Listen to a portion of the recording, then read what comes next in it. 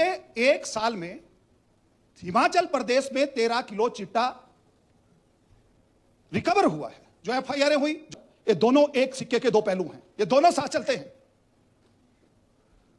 इसलिए अगर 13 किलो चिट्टा पकड़ा गया तो अध्यक्ष महोदय ये बहुत अलार्मिंग है। एफआईआर में एसपी ने सीधा सीधा कहा है कि मेरे साथ पूर्व विधायक ने मारपीट की, और उस एफआईआर को लॉन्च करने के लिए भी 12 घंटे अगर एसपी को अपने खिलाफ एफआईआर को रजिस्टर कराने में लग जाते हैं या अपनी एफआईआर को कराने में लग जाते हैं, तो आम आदमी का क्या होगा, उस बेचारे गरीब का क्या होगा, उस बेचारे गरीब की हम कैसे सहायता कर सकते हैं।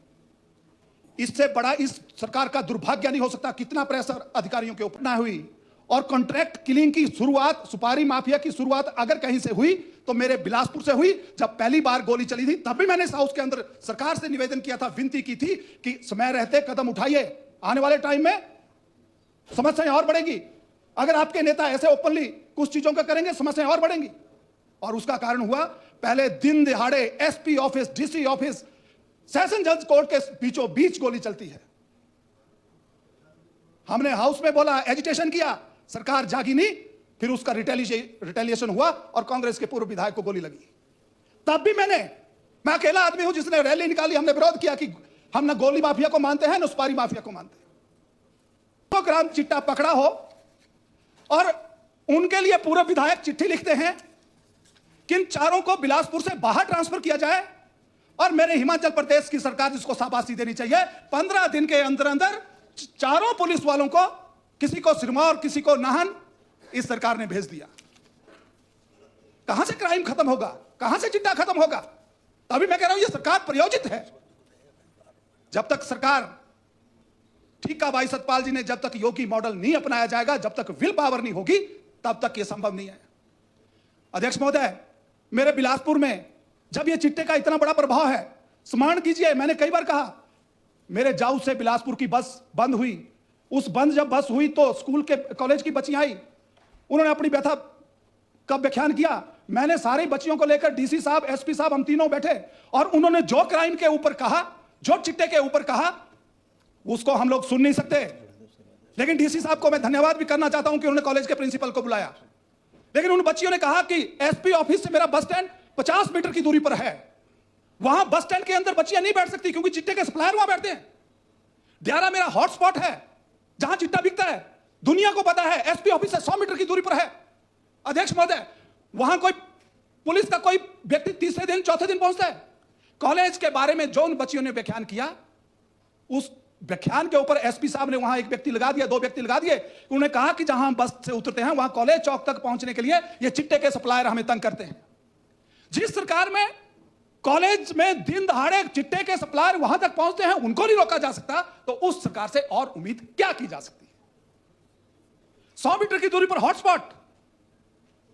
अध्यक्ष महोदय, इसके साथ साथ जब चिट्टे का प्रकोप इतना बढ़ गया, सबको पता है कि कहां कहां चिट्टा बिकता है, और जब कहते हैं कि 10वीं का स्टूडेंट पकड़ा गया, 12वीं का स्टूडेंट पकड़ा गया, छोटे छोटे बच्चे अगर इसकी चपेट में, कौन उनको ला रहा है?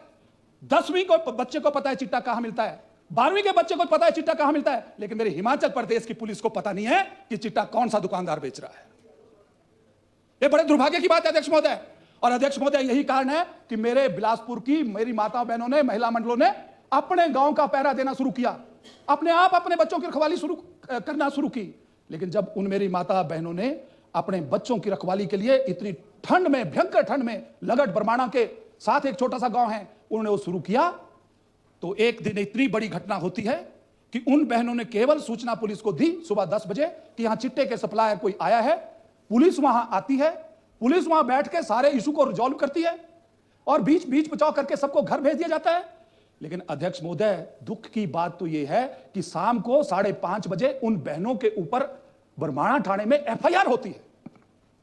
वो एफआईआर किसके कहने पे होती है, और उनको अरेस्ट करने के लिए पुलिस उनके पीछे दौड़ती है।